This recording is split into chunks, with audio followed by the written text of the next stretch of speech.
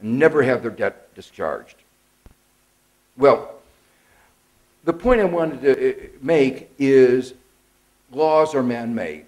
And we shape those laws, and those laws shape our economy, our market economy, and they either create a fair society, or they can reinforce inequities and distort our economy.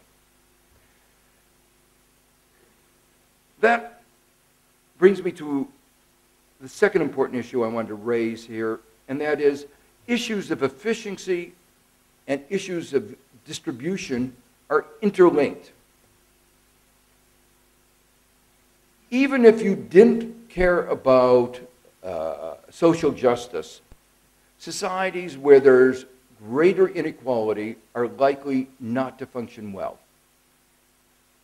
And that's the central message of my book, The Price of Inequality. What I try to argue in the book is that we in the United States are suffering, our economy is weaker than it otherwise would have been because of the magnitude of inequality and the way in which inequality is generated. And that's an important lesson because many economies are trying to imitate the American model. And what worries me is that if they imitate it too well, they'll wind up like the United States with societies that are divided with a high degree of inequality. The United States has become the economy among the advanced industrial countries with the highest level of inequality, and remarkably, with one of the worst equality of opportunity.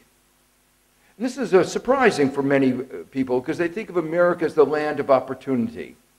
And yes, there are stories you read in the newspaper of people who make it from the bottom to the top. And there are opportunities. But from a social scientist point of view, the question is, what are the probabilities? What are the likelihood? What are the chances? And the chances of a poor American making it to the top are much worse than in old Europe, let alone in Scandinavia, where they're the best. Or to put it another way, the life prospects of a young American are more dependent on the income and wealth and education of his parents than in almost any of the other advanced countries. Again, these are a result of economic policies.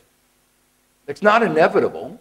And we used to be a more equal, a society of more opportunity, and we lost it.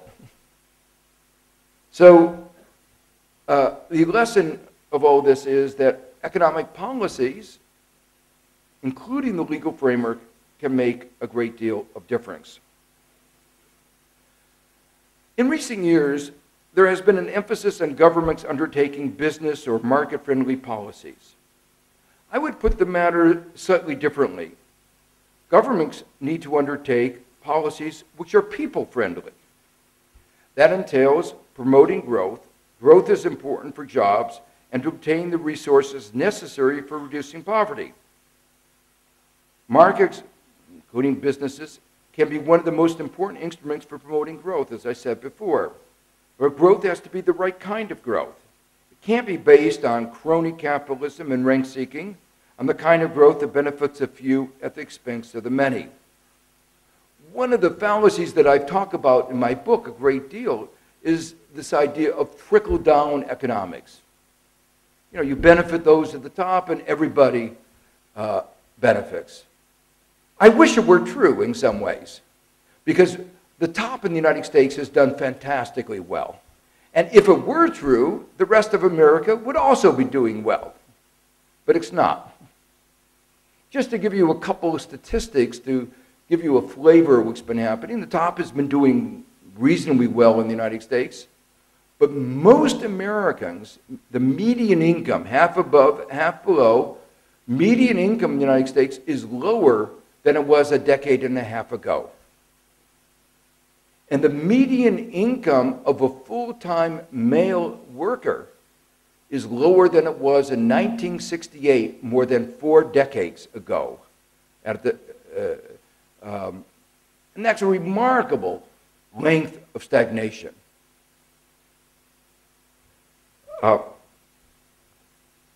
So growth has to be sustainable, economically, environmentally, politically, and socially.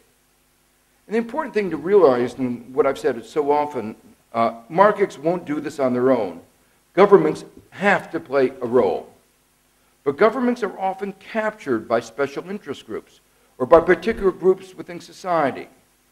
Only truly successful development has occurred where governments have risen above this to advance the general public interest. Typically, that requires an active civil society and engaged citizenry. Thus, successful development requires improving institutions at all levels, improving markets, reinventing government, creating an active civil society, and achieving a harmonious relationship between the three. That is what should be meant by redefining capitalism. It entails more than redefining the market institutions. Let me comment just for a minute on what we should mean by success. The world has increasingly become focused on measures of success, metrics of success. As was mentioned, I chaired a commission that asked the question, is the GDP a good measure? And our conclusion, the commission unanimously, was GDP is not a good measure of success. GDP doesn't take into account the issues of sustainability that I referred to earlier, issues of distribution, or broader issues of well-being. So what I've tried to do in this part of my talk is to give you an overview of the appropriate roles of government, how we should measure success, what the objectives of policy should be. We can and should look at the entire array of policy decisions facing India and each of the states within India through these lenses. Let me take one example. Globalization, like markets, if well managed, can be an important instrument for enhancing societal well-being. But if it is not well managed, just the opposite can happen. So let me take an issue that was asked by the minister about foreign direct investment, including retail. Foreign direct investment can, in some circumstances, be an important component of economic growth. It can bring capital, entrepreneurship, technology, access to markets, training. So it has some big benefits. One has to then look pragmatically at each particular situation and ask, what is it bringing? What is the foreign investor bringing to the table in this situation? Now, India is a particularly interesting situation, different from many other countries. First, because right now, India is exporting capital. So it's increased its savings rate. It needs to increase its savings rate more. Recently, the savings rate has come down a little bit. But the fact that it's exporting capital suggests that capital by itself is not in shortage. Take the issue of entrepreneurship. One thing that India has a very large supply of is entrepreneurs. And you just look around, they've been exporting entrepreneurs to America, to countries all over the world. And within the country, there's strong entrepreneurship. So it's not entrepreneurship that one needs to turn to foreign direct investment to say a foreign retailer. Well, what about technology? Does one really believe that the technology of retail are not patented? They're pretty widely available. And one of the big successes of India's entrepreneurs is that they know how to acquire technology. They know how to find out how is it that you do good inventory management. I mean, in fact, companies in Bangalore are running these systems for the rest of the world. They know how to do inventory control systems. They knew how to do operations research. I mean, these are the people who've done a lot of the basic research. So it's not that they're getting. So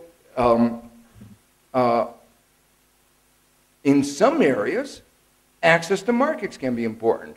If this were a question of India manufacturing automobiles that it would want to sell into the American market, you would have to have some marketing vehicles in the marketing mechanisms in the United States. But retail, that's not true, because it's goods being sold in India, not in the United States or Europe.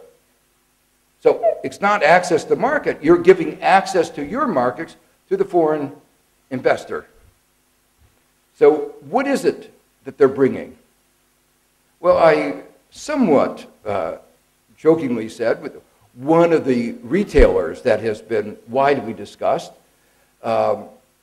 has established a global reputation, I think probably well-deserved, for bad labor relations, discrimination on the basis of gender, not providing adequate health benefits, and more recently, bribery,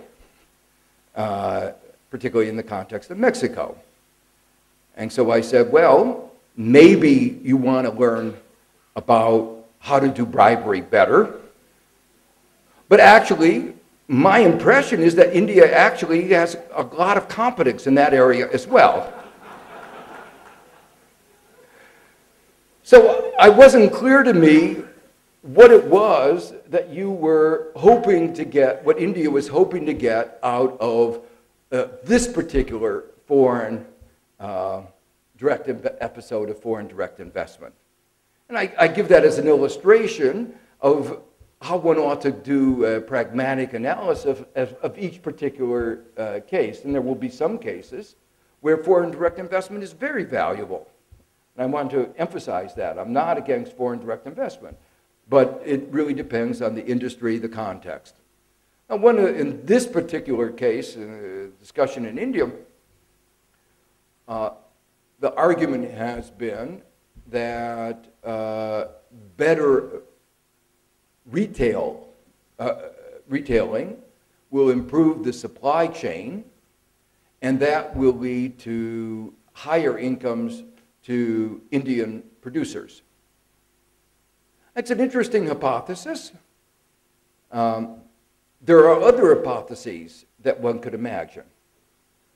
The other hypothesis is that this particular retailer is very large, has a certain degree of monopsony power, can buy goods very cheaply because of its huge buying power in China, will use its monopsony power to displace Indian goods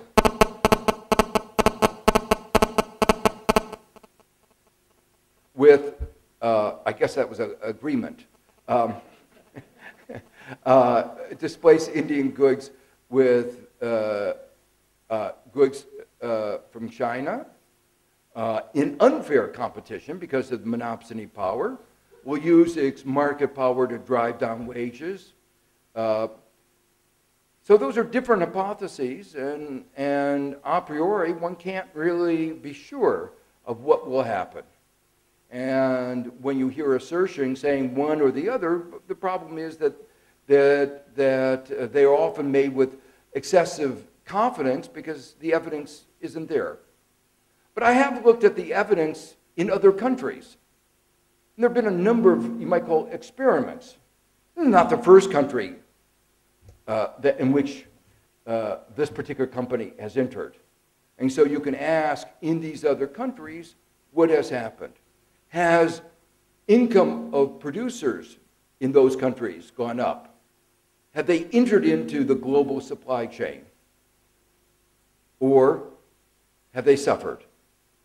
And the answer, what is remarkable, is that in spite of the incentive that one would have thought that this company had to provide compelling evidence that when they entered other countries, you could demonstrate that there have been benefits to the small producers, that evidence is lacking. And the fact that that evidence is lacking is certainly telling. Well, so that's one example of an area where one ought to approach with caution. Let me give another area that one ought to approach with caution.